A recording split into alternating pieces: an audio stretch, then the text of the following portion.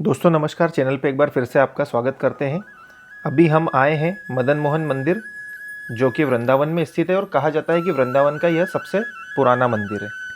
दोस्तों कहा जाता है कि यह 15वीं शताब्दी का मंदिर है। अब इस मंदिर के बारे में आपको जो रोचक तथ्य है उससे अवगत करवाते हैं। दोस्तों अभी तक 6 प्रमुख गोस्वामी जी हुए हैं।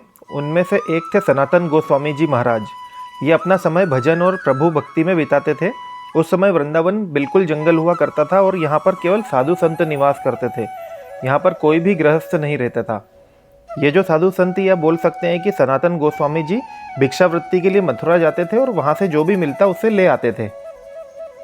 एक बार जब सनातन गोस्वामी जी मथुरा गए तो उन्हें 5 वर्ष के बालक के रूप में यमुना जी के किनारे चौबे जी के घर में ये भगवान पल रहे थे।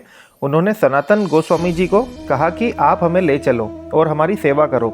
इस बात को सुनकर गोस्वामी जी ने कहा कि आप इतने बड़े घर में रह रहे हो, हम आपको कहाँ रखेंगे और क्या खिलाएंगे। इस पर भगवान, जो कि बालक के रूप में थे, उन्होंने कहा कि जहाँ रखोगे हम रह लेंगे और जो खिलाओगे हम खा लेंगे। तो गोस्वामी जी उन्हें यहाँ पर ले आए और झोपड़ी में उन्हें रख लिया।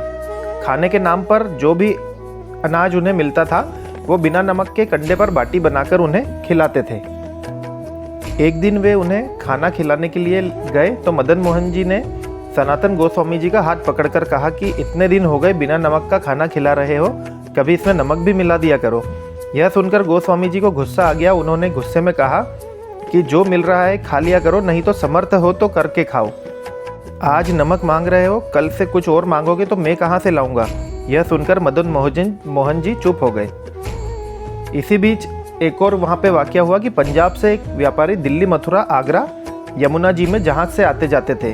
उनके जहाज में नमक और फल रहता था। उनका नाम था रामदास जी।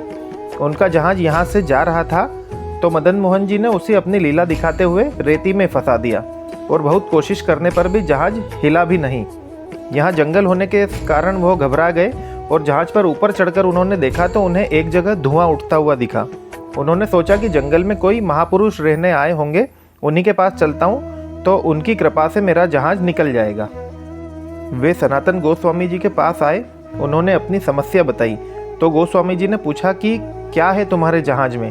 तो उन्होंने बताया कि जहाज में नमक और फल है। तो एकाएक गोस्वामी जी के चेहरे पर मुस्कान आ गई।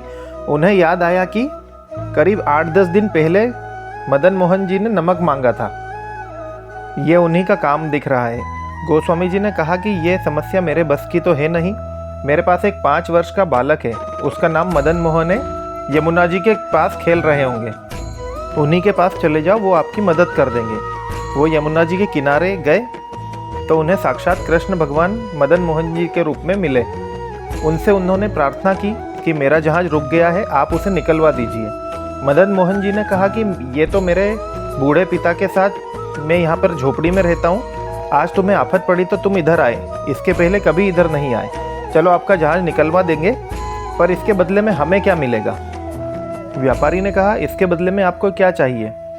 तो भगवान ने उसको बोला, मदन मोहन जी ने उन्हें कहा कि यदि आप यहाँ पर हमारा मंदिर बनवा दोगे तो आपका जहाज हम निकलवा देंगे। व्यापारी ने कहा कि प्रभु, जहाज में कुछ है ही नहीं कि मैं आपका मंदिर कैसे बनवाऊंगा। तो मदन मोहन जी ने कहा कि तुम जहाज में जाकर एक बार देखो, तुम्हें पूरा सामान मिल जाएगा। व्यापारी जहाज पर गया और उसने वहाँ पर जाकर देखा तो जो नमक था वो हीरे जवाहरात में बन गया था और जो फल थे वो कपूर बन गए थे। उस समय कपूर बहुत महंगा होता था। व्यापारी ने सोचा कि ये मामूली बालक नहीं है, साक्षात भगवान का स्वरूप है। मैं इन्हें पहचान नहीं पाया, मैंने इनसे प्रेम भक्ति नहीं मांगी। आज जो भी हुआ है वह इनकी सेवा में ही लगना चाहिए।